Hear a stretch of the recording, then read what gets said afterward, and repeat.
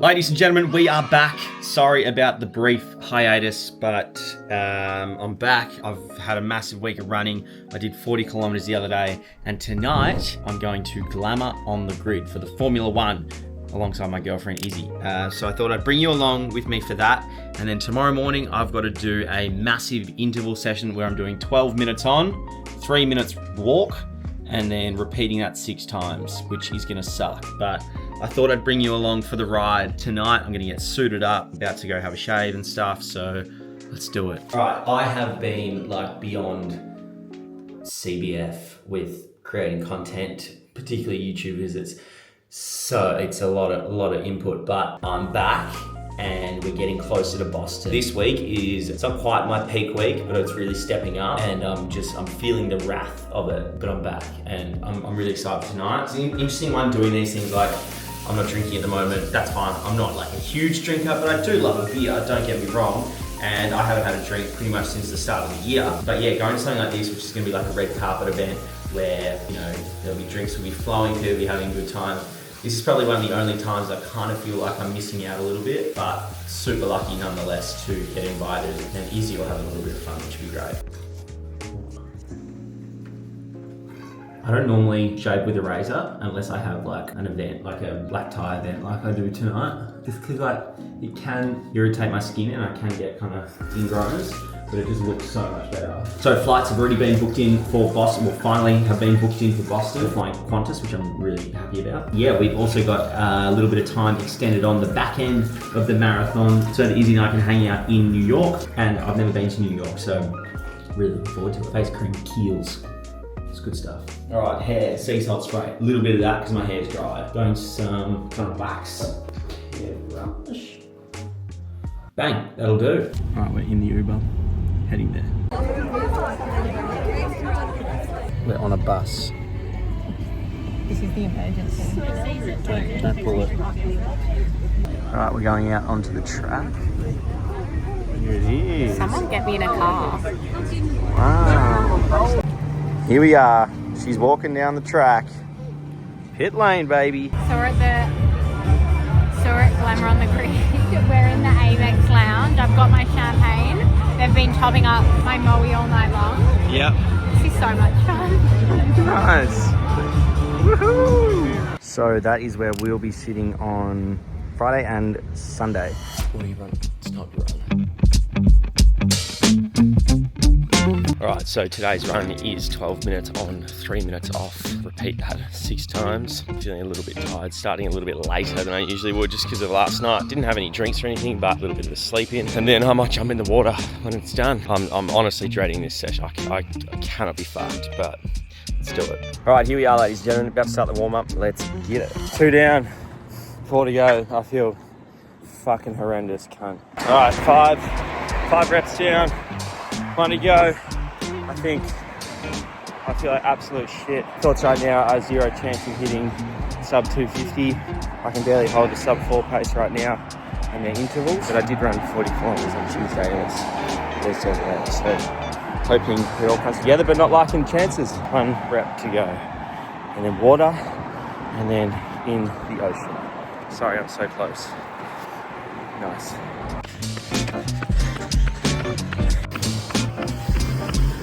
Oh, job done. 19.8 kilometers. I think like average pace of 4:45 or something, including the rest breaks. Oh, guys, that felt horrendous. That was so hard. Mindset super negative. I probably thought I was in with the chance of getting sub 250 up until this week, and it's just smashed me. Let's see what happens. As always, we'll give it everything we possibly can. Yeah, that was a tough session. 12 minutes on. It's a few songs.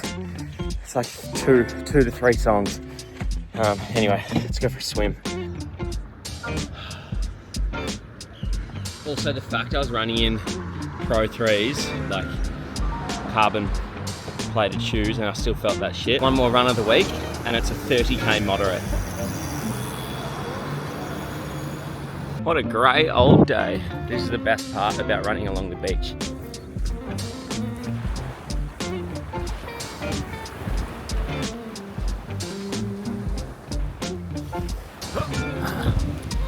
We had a bit of a storm last night, so I think it's really bad to swim in the ocean because the storm water comes in from the canals. But woo! Oh, g'day everyone and welcome. We're doing like a little Q&A that I thought I'd kind of finish this YouTube video off with. You guys have sent in plenty of questions and I thought what better opportunity to go through them with you than in a YouTube video. That run that you just saw me do was probably the most grim run I've done of this whole block. I was really unmotivated for it. There were massive reps, just like didn't sleep that well the night before, obviously having the event on for the Formula One, and then yeah, just trying to have to get up and run was not great. But yeah, I've got some new shoes here, which is exciting. These are gonna be my race shoes in Boston, the Adidas Pro 4s. I've sized up. I ran the Melbourne Marathon in Adidas Pro 4s as well. I did hurt my toenails a touch, so I've just sized up and I'm excited to run in these. They look sick. I'm thinking I'm gonna go all black kit and then these bright yellow shoes and maybe match them with the sunnies. So you won't be able to miss me. I'm not gonna read out the names just because in case people don't want their names said on YouTube. But starting off, we have, will the plane flight affect the lead up to the run? Yes, and more so the time zones and the plane flight. It's a pretty long haul over there. Originally, my flights were gonna be getting there on the 17th, running on the 21st. We're now getting there on the 15th, I think, and then race on the 21st. So I've got a couple of days to kind of acclimatize and then also try and get my sleep right. I think the race is taking off at 7 a.m. So I think I'll be up at 6, at 4-ish. Next question, do you need a shoe with a carbon plate to run a marathon? No, absolutely not. You do not need a shoe with a carbon plate to run a marathon. And like if you're a beginner and you're starting out, you don't really need to worry about carbon plated shoes because in terms of bang for buck, they're not really that worth it. Like I think these have a 400 kilometer kind of life. So after you've done 400 kilometers in them, they're not as poppy, they don't work as well. You kind of are recommended to get new shoes. So if you think about it, you could rack up 400 Ks pretty quick if you're training for a marathon. I like to just kind of use carbon shoes on some really fast sessions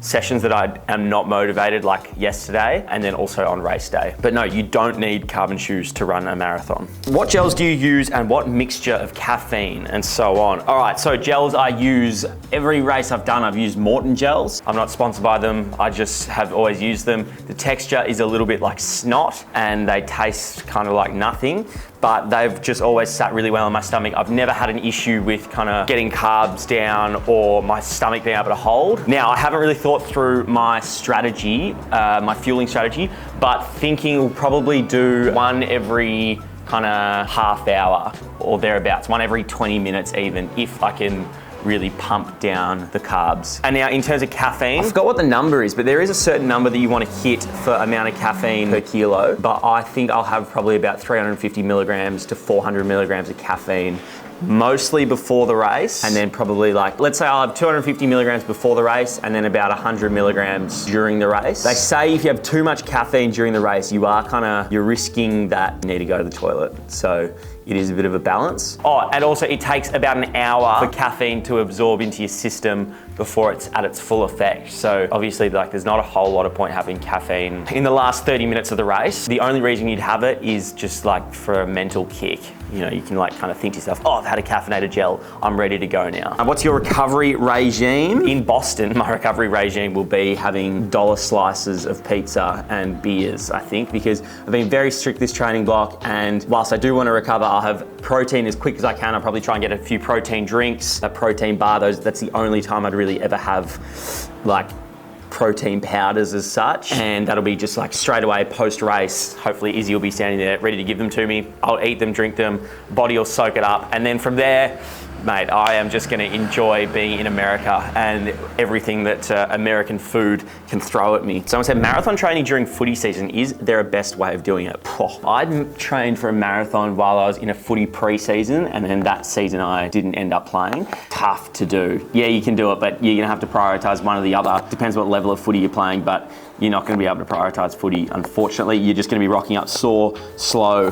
They very much contradict each other. One, you want kind of fast twitch, quick speed anaerobic running, the other is a lot of aerobic based stuff. So you kind of have to pick one or the other. But my recommendation would be get your long run done as early in the week as you possibly can, i.e. if you're playing on a Saturday, you'd want to have your long run done on a Monday at latest. What's your current training split? My current training split is an upper-lower split. Starting to pull off the upper body stuff as I get closer to the marathon. I was reading the other day something about like the effect that, like the reason why marathon runners don't have a lot of muscle mass is because muscle requires oxygen. So if you've got massive pecs, massive biceps, and you're running, you just need a whole lot more oxygen to pump around your body that's not going towards being efficient in your run. I don't know if that sounds like a little bit of bro science, but makes sense to me. My training split is an upper-lower split. I do 4 sessions in total, 2 legs, 2 upper body. This marathon training block, I've prioritized legs. So I used to do an upper body session on a Monday, a Tuesday was a lower body, rest on Wednesday, Thursday was another upper body session, Friday was a lower body. I've flipped those around so that Monday is lower body, Tuesday upper, Wednesday rest, Thursday lower, Friday upper. And what that means is I always hit my 2 lowers. So they're prioritized. I want strong legs coming into this marathon, and I've definitely missed a couple of upper body sessions, but that doesn't really matter for the marathon. How old are you and when did you start running? So I am 26, turning 27 this year, born in 1998. Started running in terms of, you know, going for jogs and stuff probably 3-4 years ago. Did my first marathon, I think 2022, with my mate Charlie and Zach, and have been pretty hooked ever since. How do you deal with self-doubt and negative thoughts throughout your training blocks? I mean, yesterday was the most negative I've been, I think, mentally. Hated every moment of it pretty much until the last rep. I kept relaying to myself, like, this is the perfect example of do not rely on motivation. Like, the sessions you do that you don't want to do are the ones that matter, and yesterday was one that I really did not want to do. Like, it's easy to be like, oh, it's cold and wet outside, I don't want to run, but then you still have motivation once you start. This one was like from fucking go to woe, I hated it. If you set yourself a goal and have kind of respect for yourself, you need to do